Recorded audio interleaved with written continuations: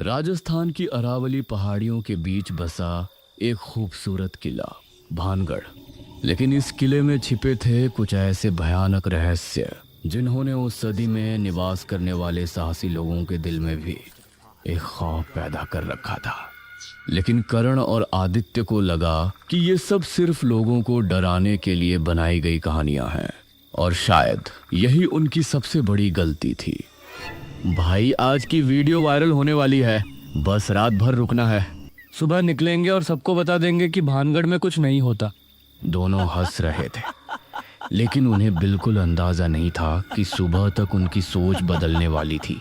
तभी एक बूढ़ा चौकीदार उनके पास आया। सूरज ढलने से पहले निकल जाना। क्यों?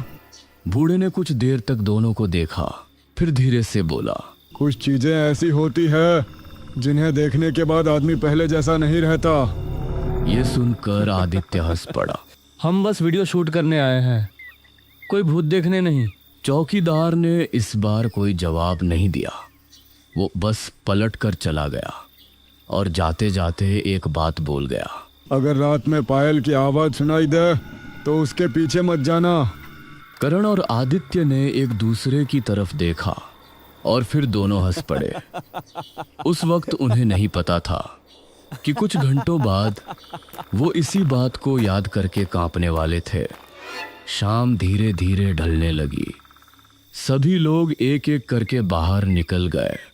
सिक्योरिटी गार्ड्स ने गेट बंद कर दिए और कुछ ही देर में पूरा भानगढ़ किला खाली हो गया।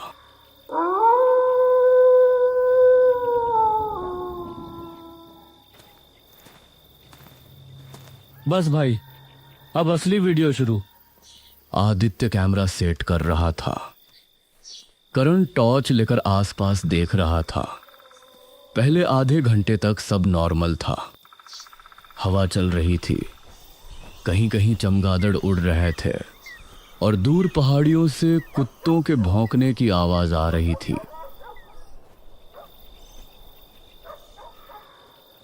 देखा, मैंने बोला था ना, यहां कुछ नहीं है। आदित्य जवाब देने ही वाला था कि तभी दोनों एकदम चुप हो गए। तूने सुना? हाँ।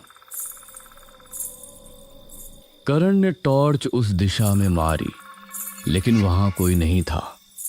आवाज कुछ समय तक आई और फिर अचानक बंद हो गई। कोई जानवर होगा। करण ने नॉर्मल दिखने की कोशिश की, लेकिन उसकी आवाज में पहले जैसा आत्मविश्वास नहीं था। कुछ देर बाद दोनों पुराने बाजार वाले हिस्से की तरफ बढ़े। रात और गहरी हो चुकी थी। तभी फिर वही आवाज सुनाई दी, लेकिन इस बार पहले से ज्यादा पास। करण, क्या ये वही आवाज है? चुप, सुनने दे। दोनों वहीं खड़े रहे। आवाज धीरे धीरे और पास आने लगी और फिर बिल्कुल उनके पीछे से सुनाई दी। दोनों ने एक साथ पलट कर देखा, लेकिन वहां कोई नहीं था, सिर्फ अंधेरा और टूटे हुए मकान। अब दोनों के चेहरे पर डर साफ दिख रहा था। तभी करण अचानक रुक गया। आदित्य। क्या हुआ? करण ने सामने की ओर उंगली कर दी। आदित्य ने ऊपर देखा और उसका गला सूख गया। कुछ दूर एक लड़की खड़ी थी, सफेद कपड़े, लंबे बाल, और वो उनकी तरफ देख भी नहीं रही थी, बस खड़ी थी, बिल्कुल चुप, बिल्कुल स्थिर। यहाँ कोई और भी घुसा हुआ है क्या? शायद। आदित्य ने जोर से आवाज लगाई। सुनिए। कोई जवाब नहीं आया। लड़की धीरे धीरे चलने लगी और एक पुराने मंदिर की तरफ बढ़ने लगी। दोनों उसके पीछे चल दिए, लेकिन जैसे ही वो मंदिर तक पहुंचे, लड़की गायब थी। दोनों कुछ समय तक वहीं खड़े रहे। उनके पास इसका कोई जवाब नहीं था। आदित्य ने तुरंत कैमरा निकाला और रिकॉर्डिंग देखने लगा। वीडियो में करण था, आदित्य था, मंदिर भी था, लेकिन लड़की नहीं थी, एक भी फ्रेम में नहीं। वीडियो में ऐसा लग रहा था जैसे दोनों किसी खाली जगह का पीछा कर रहे हों। नहीं, ये संभव नहीं है। पहली बार दोनों को सच में डर लगा। अब उन्होंने तय किया कि बाहर निकलना चाहिए। दोनों गेट की तरफ चलने लगे, लेकिन कुछ मिनट बाद वो फिर उसी मंदिर के सामने खड़े थे। रुक, हम यहाँ पहले भी आ चुके हैं। हाँ, दोनों ने दूसरा रास्ता लिया। 5 मिनट चले और फिर वही मंदिर। अब करण का चेहरा सफेद पड़ चुका था। हम घूम फिर कर यहीं कैसे आ रहे हैं? इस बार किसी के पास जवाब नहीं था। तभी किसी औरत के रोने की आवाज सुनाई दी, बहुत धीमी लेकिन साफ, जैसे कोई पास ही बैठा रो रहा हो। दोनों आवाज की तरफ बढ़े। एक पुराना कमरा था, दरवाजा आधा टूटा हुआ, अंदर पूरा अंधेरा। आदित्य ने टॉर्च जलाई। कमरा खाली था, लेकिन रोने की आवाज अब भी आ रही थी, और इस बार आदित्य के बिल्कुल कान के पास से।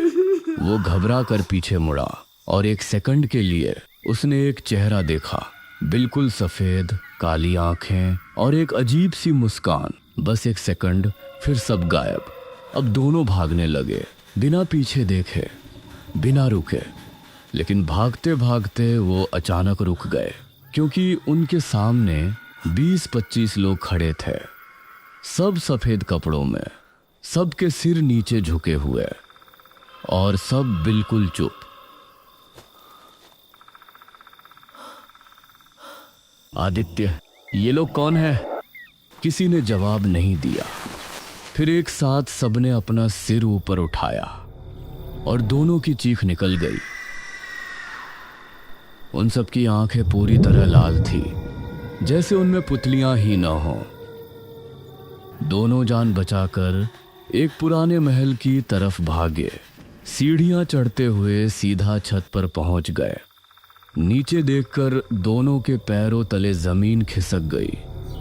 पूरा आंगन उन्हीं लोगों से भरा हुआ था। सैकड़ों लोग, सब चुप, सब उनकी तरफ देख रहे थे, लेकिन कोई हिल नहीं रहा था, एक भी नहीं।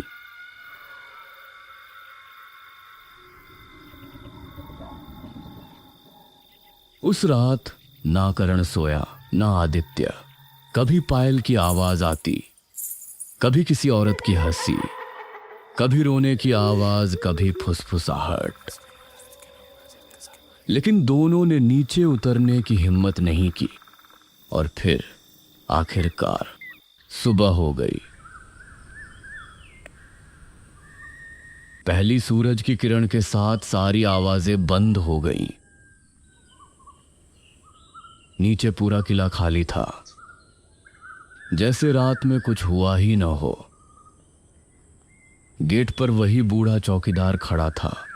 उसने दोनों को देखा और उसके चेहरे का रंग उड़ गया।